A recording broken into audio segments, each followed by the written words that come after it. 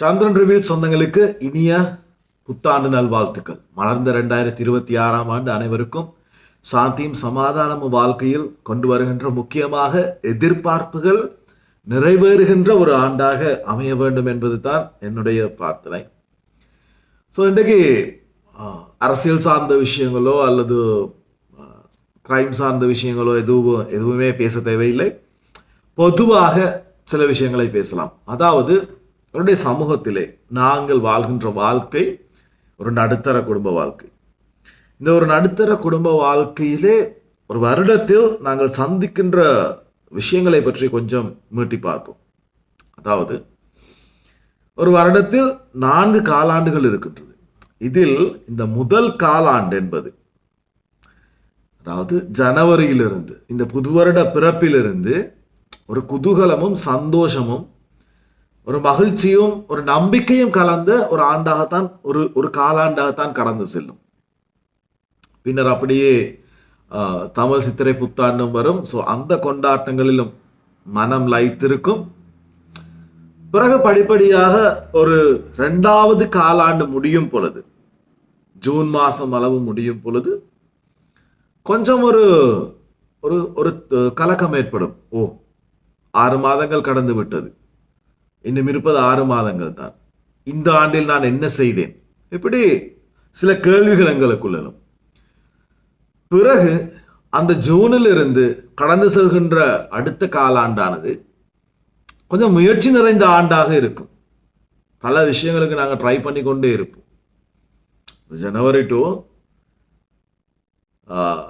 அந்த வருடம் முழுவதும் எத்தனை விஷயங்களுக்கு ட்ரை பண்ணாலும் இந்த ஒரு 3வது காலாண்டு மிக மிக பரபரப்பாக சென்று கொண்டிருக்கும். இந்த இறுதி காலாண்டு வரும் பொழுது இந்த வருஷமும் முடிந்து விட்டது என்ற ஒரு மனப்பான்மை வரும். நான் நினைத்தவற்றில் எந்த விஷயங்களை எல்லாம் செய்திருக்கின்றேன் என்று மீண்டும் கணக்கு போட்டு பார்க்கின்ற ஒரு ஆண்டாக இருக்கும். அவ்வாறு இந்த டிசம்பர் வந்த பிறகு மறுபடி ஓகே, நடந்து விட்டது, இந்த வருடமும் கழிந்து விட்டது, இனி வருகின்ற வருஷம் என்னுடைய எதிர்பார்ப்புகளை நிச்சயமாக நிறைவு செய்து கொள்கின்ற ஒரு வருஷமாக நான் அதை மாற்றிக்கொள்வேன் என்று நம்பிக்கையோடு தான் அந்த டிசம்பர் என்பது செல்லும். அந்த ஃபெஸ்டிவல் சீசன் என்பது ஒரு சந்தோஷமான வருஷமாக அமையும். இல்லாவிட்டாலும் கூட, முடியாவிட்டாலும் கூட, என்னுடைய மனைவி, என்னுடைய தாய் தந்தை, என்னுடைய குழந்தைகள், என்னுடைய குடும்பம் சந்தோஷமாக இருக்க வேண்டும், புது ஆடைகள் வாங்க வேண்டும், சந்தோஷமாக கொண்டாட வேண்டும் இந்த கிறிஸ்துமஸ் சீசனை என்று அனைவருமே எண்ணிக்கொள்வோம். முக்கியமாக அதாவது இந்த கிறிஸ்டியானிட்டி சார்ந்தவர்கள் இல்லாதவர்கள் கூட இந்த கிறிஸ்துமஸ் என்பது பார்க்கப்படுவது இந்த டிசம்பர் ஒரு பண்டிகை காலமாக. ஸோ ஆஃபர்ஸ், கடைகளில் மலிவு விற்பனை என நிறைய குவிந்து கிடக்கும். ஸோ அந்த சீசனில் முடியுமானவற்றை கொள்வனவு செய்து கொள்வார்கள். ஸோ வாரம் மீண்டும் அடுத்த ஆண்டுக்குள் நுழைவோம், அந்த நம்பிக்கையோடு நுழைவோம். ஆனால் அதே ஒரு மனநிலையில் தான் மீண்டும் அடுத்த ஆண்டும் சென்று கொண்டிருக்கும். இதில் காலத்தினால் சிலர் தான் அதிர்ஷ்டசாலிகளாக தெரிவு செய்யப்படுவார்கள். சிலருக்கு அதிர்ஷ்ட காற்று அவர்கள் எதிர்பார்க்காத நேரத்தில் கூட வந்து அவர்களை அணைத்துக் கொள்ளும். ஆனால் சிலருடைய அதிர்ஷ்டமோ எப்படி என்றால் எதிர்பார்க்காமல் வருகின்ற இந்த டித்வா சூறாவளியை போலதான் இருக்கும். அதாவது நேர முலம் சறுக்கும் என்பார்கள், அந்த மாதிரி தான். ஒரு அடி லைஃபில் எடுத்து வைக்கும் பொழுது 2 அடி கீழே இறங்கி வருகின்ற சந்தர்ப்பங்கள் தான் நடுத்தர குடும்ப வாழ்க்கையில் அனைவருக்கும், முக்கியமாக பெரும்பாலானோருக்கு நிகழ்வது.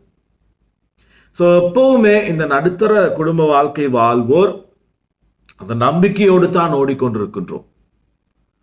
ஸோ நான் தயவு செய்து கேட்பது, அந்த நம்பிக்கையை கைவிட வேண்டாம். அந்த நம்பிக்கையோடு ஓடிக்கொண்டிருங்கள். அந்த நம்பிக்கைக்கு இந்த உலகத்தில் நாங்கள் அதாவது நாத்திகர்களாக இருந்தாலும் கூட நாங்கள் நம்புகின்ற அல்லது விசுவாசிக்கின்ற ஒரு இந்த இயற்கையின் சக்தி இருக்கின்றது தானே. நான் இங்கே கடவுள் என்ற விஷயத்தை பேச வரவில்லை. இந்த இயற்கையின் ஒரு சக்தி ஒன்று இருக்கின்றது தானே. அந்த இயற்கையின் சக்தி தான் எங்களை வழி நடத்தி கொண்டிருக்கின்றது.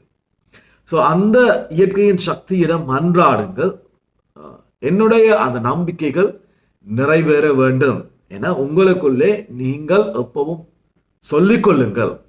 ஸோ அந்த உங்களுக்கு நீங்கள் கொடுக்கின்ற அந்த ஒரு பூஸ்ட், அந்த ஒரு உத்வேகம் நிச்சயமாக இன்னும் இன்னும் உங்களை அந்த ஒரு இலக்கை நோக்கி ஓட வைத்துக் கொண்டே இருக்கும்.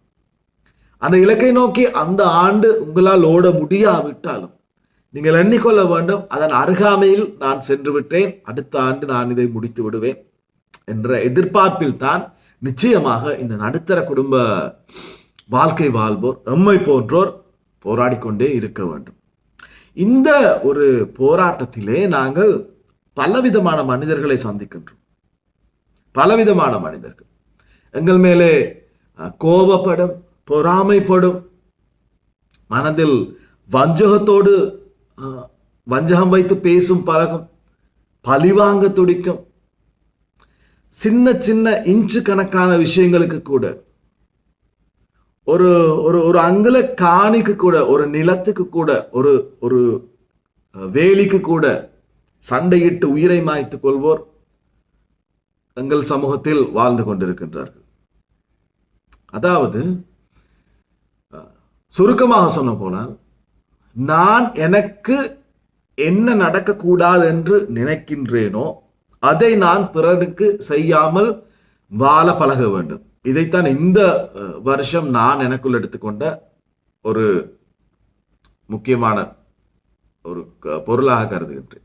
நான் எதையெல்லாம் விரும்பவில்லையோ அதை நான் மற்றவனுக்கு செய்ய மாட்டேன். எனக்கு யாரும் பேசுவதற்கு ஏசுவதற்கு எனக்கு கண்டிக்க யாரும் நான் விரும்ப மாட்டேன். ஸோ நானும் அதை இன்னொருவனுக்கு செய்ய மாட்டேன். இதுதான் என்னுடைய நான் எடுத்துக்கொண்ட அந்த ஒரு தீம்.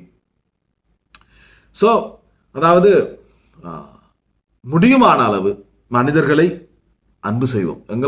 நாங்கள் எங்களை அன்பு செய்வது போல எங்களுடைய மற்றவர்களையும் அன்பு செய்வோம். ஏனென்று சொன்னால், அன்பார்ந்தவர்களே, இழுத்து விடுகின்ற மூச்சை மறுபடி இறக்க முடியாவிட்டால் எங்களுடைய வாழ்க்கை முடிந்துவிடும். ஸோ அனைவருக்கும் நம்பிக்கையும் நல்ல எண்ணங்களையும் விதைக்கின்ற ஒரு ஆண்டாக இந்த ஆண்டு அமைய வேண்டும். சந்திக்கின்றேன் இன்னும் ஒரு பதிவில். அதுவரை விடைபெறும் நான் என்றும் உங்களில் ஒருவன் சந்திரன்.